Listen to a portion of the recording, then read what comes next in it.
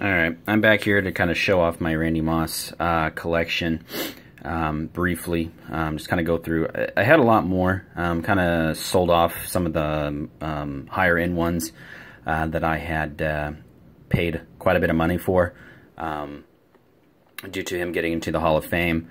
I felt it was a good time to capitalize and kind of get some profit on that, which obviously occurred. Briefly, this one is just a Upper Deck Encore Gold. I believe it's individually numbered, yeah, out of 500 there. It's an 8. It's not a very good copy. Just the triple. Upper Deck Black Diamond. Sometimes I have these stickers on here. I guess that's how much I paid for them. Whenever I was younger, I would put those on there. So anyway, 10 Topps Chrome. Kind of standard. I don't like the glazing. Must be some moisture or something inside the card there, so I'm kind of it's not my favorite card. These are all going to be 9s and 10s for the most part. Stadium Club, gold medallion, $100 card. Triple, or I guess a single black diamond. Yeah, is what it is. Nothing fancy. Bowman, very beautiful, amazing card. Simple. Usually raw, it's like less than $5 now, but a 10. The True Blue, 9. I believe these are out of 500. Yeah, 1 of 500. Not individually numbered or stamped. Oh, Ultra 9, kind of a worthless one. Choice Reserve. Horrible Upper Deck Choice, but the reserves are nice. I believe these are individually numbered. Actually, they're not. That's the Prime Choice.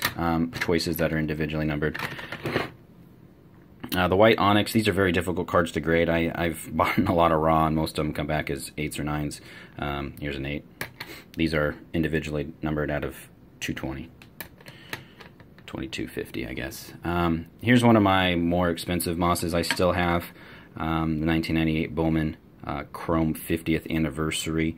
I had picked up a standard Bowman 50th Anniversary in a lot, which essentially was hidden. The gentleman had a lot of Bowmans. I think I paid like $20 for the entire lot, and the 50th was sitting in there not pictured. Ended up selling it to another gentleman for a pretty good deal. Raw, I think it was like $250. Ended up letting it go for, so made some good money. But just another reason why I love to buy lots, because a lot of times sellers have no idea what they have. But granted, a lot of times you don't fare very well. Here's a Helmet Heroes 9. Apparently paid $12.50 for it a long time ago. Interstate 9. I love this card. I've had a lot of refractors of this. Like I said, I let a lot of the higher end Mosses, $150 plus, go. I've had multiple copies of this in 10 Interstate refractors. Even the Bowman Chrome Interstate refractors go. These are just a bunch. I've had so many of these in a lot. These are what I have left over, I get, apparently. And of course, his most famous one. I have it in a pretty solid example here, the Mint 9 SP Authentic, numbered out of 2000, stamped. They did have issues with, I guess, people had received these all damaged and they reissued them, and they would be hand-written here. So, which I think people do like, but they're a little bit cheaper, regardless of 9. And then, of course, here's one of those chrome refractors. Wanted to keep a hold of one of them, only because, I mean, like I said, it's a $300 card. Value's still going to continue to go up as he's, gets inducted into the Hall in August. He's already technically going, but the ceremonies obviously haven't occurred. Most of my cards are going to be PSAs. I do happen to have some BGSs, Beckett, but here's a pretty solid copy, a 10 of the refractor from Bowman's Best. This is out of 500, I believe, or 400. Nice card. And then just some random, like a leather. I mean, nothing special about this card. First place, Collector's Choice, Rookie of the Year.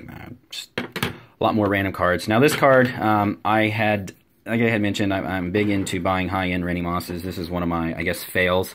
Probably been passed around from collector to collector, or maybe even submitted in. but the Fleer Brilliant Shining Stars Pulsars. This card is very, very, very hard to grade. The issue is with grading cards, on buying cards off the internet, is you can only see so much. Obviously, I bought it at a premium because it looked honestly amazing. I mean, look at it. It got 10 centering, 9.5 edges, 9.5 corners. You know, from pictures, you know, they're amazing. Surface 7.5, and if you can see right there in the top right corner, there's kind of some weird lines. I try to touch it here for you so you can see, but they're like, whoops, like right there. Those lines, I think that's the culprit on that 7.5. So deeply disappointed. As far as cost, these are very rare. They're not individually numbered or anything. They're just one of those rare inserts that weren't you know, available, but still an expensive card nonetheless. And then I just have some more, just, you know, True Blue power tools. Got this gem here. 1998 Bowman's Best Performance Atomic Refractors. Atomic Refractors are super hard to pull. They did have some that actually were labeled individually numbered out of 50. Those come up more often, not too often. Take a little bit more premium, but nonetheless, this is the exact same example, just not individually numbered. So these are probably, I'm not going to call them extras, but likely for what the SP Authentic did with the other Randy Mosses, is if they got, you know, came back and were damaged, they were available. But then I have Leaf Rookies and Stars Crusades. I love these. I'm trying to pick up the purple and the red, but they're just so damn expensive. I think I bought this card for less than $100, and now you probably can't even touch it for $200 in a gem, 9.5. So anyway, that's my Randy Moss collection that I still have. As I had mentioned, I had most of his cards, not the ones over $500. I mean, I'm a collector, but I'm not that much into you know, spending lots of money in collecting. But nonetheless, there's that, and I have a bunch of Jeters. I will now do the same.